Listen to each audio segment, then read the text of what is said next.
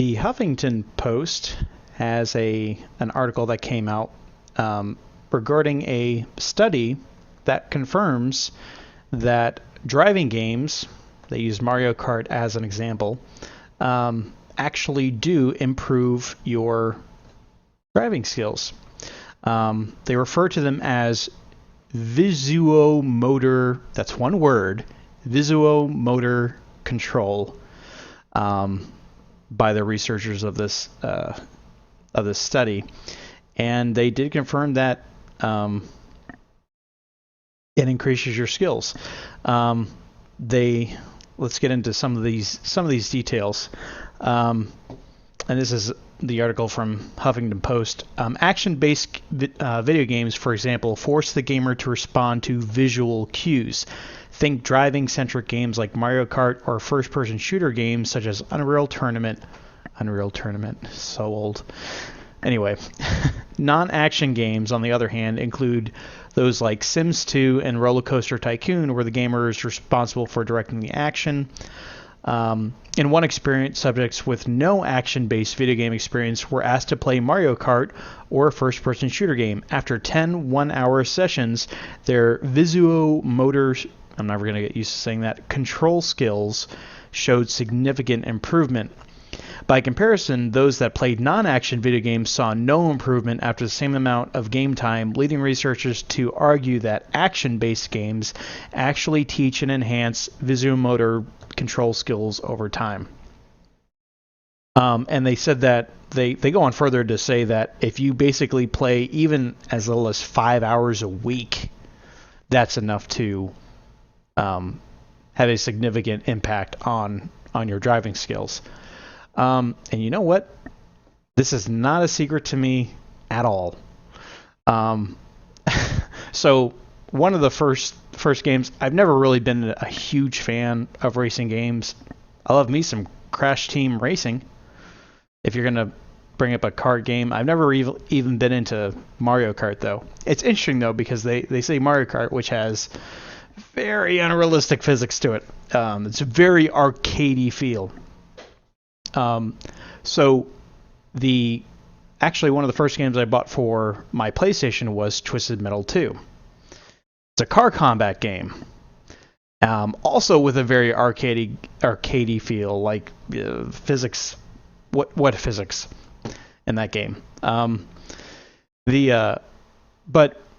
I used to. My parents would actually watch me play, and I'd of course be trying to get away from enemies and dodge fire, and I'd be turning the turbo on and boosting and trying to get away, and I'd always be slamming into walls and taking more damage. And I don't know if they were joking at the time, but they're like, when you start driving, I don't quite know if you're going to be any good. But when I got behind the wheel, because my sister and I started learning to drive right around the same time, when she got behind the wheel, she kind of did the typical, gas brake, gas brake, gas brake, because she was kind of afraid to let the car, roll, and she was getting used to it. I got in behind the wheel, and it felt very natural. The only thing I needed to actually practice was parking. And I think that, goes for anyone. Parking is always going to be the most difficult thing to do with driving. So yeah, I have seen this. I've experienced this personally, where you play action games and it does better things for you. This also backs up other studies that have come out, which, do hand-eye coordination. First-person shooters actually help people be able to track more moving images or objects in their field of vision than someone who doesn't play those types of games. So, score 1 for video games, Mom and Dad. Yeah, I feel the exact same way when I started driving. My actually racing games is that's one of my favorite types of games to play. And when I was younger, I want to say that first person shooter games were my favorite, and then under that were driving games. I loved playing driver games.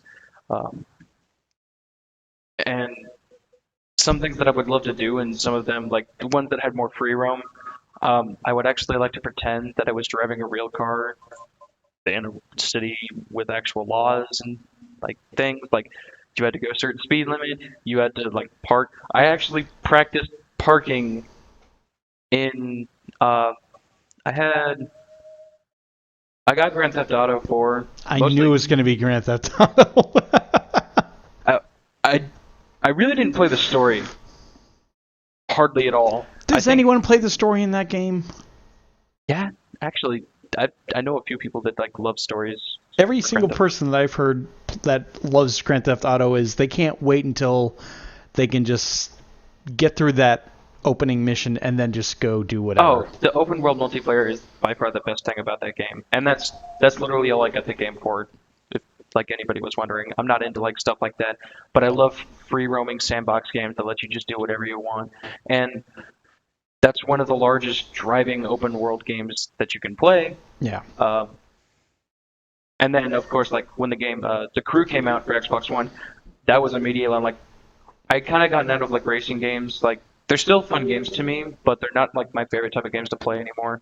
But the Crew, I definitely had fun playing, and that actually came out before I started driving. But when I started driving, my brother is a little bit more uncomfortable driving. He doesn't like to drive, but um, he'll do it. And when he first started out driving, it took him a really long time to like get used to driving. And when I started driving, I was completely comfortable all the time. Um, my brother and even my sister, now that she can drive now, um, out of all three of us, I was the most calm and the most in control of the car when I first started, just because I've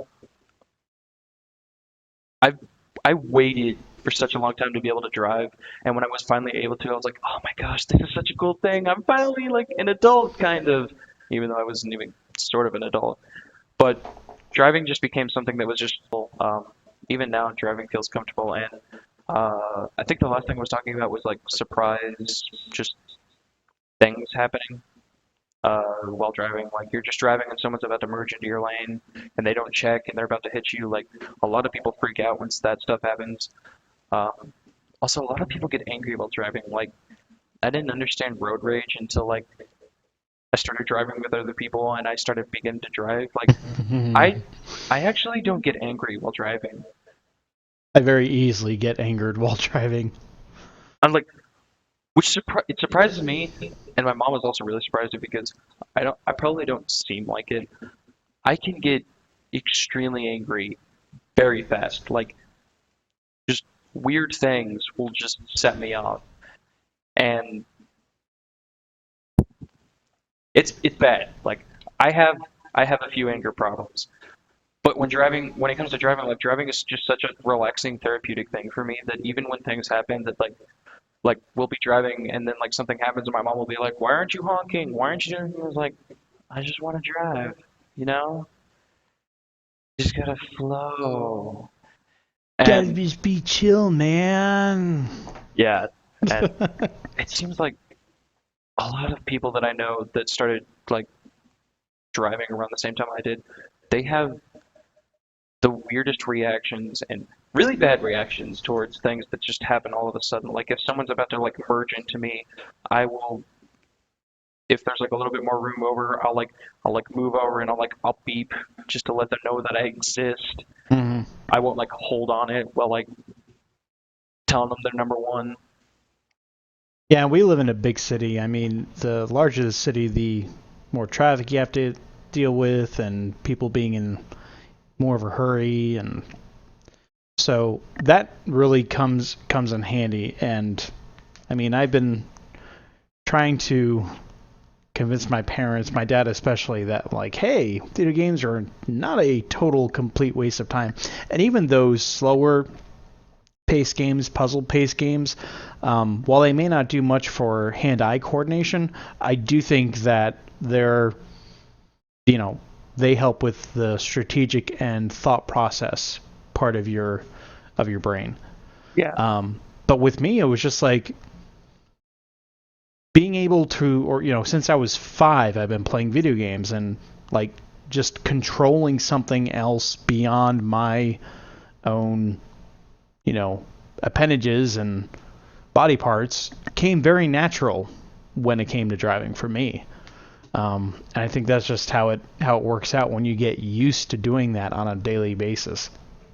Yeah, like even I feel like this doesn't have to be said. There's a difference between driving video games and driving in real life. Of There's course. a huge there's a difference. There are similarities, but there are also differences to that, and that danger in real life driving is real.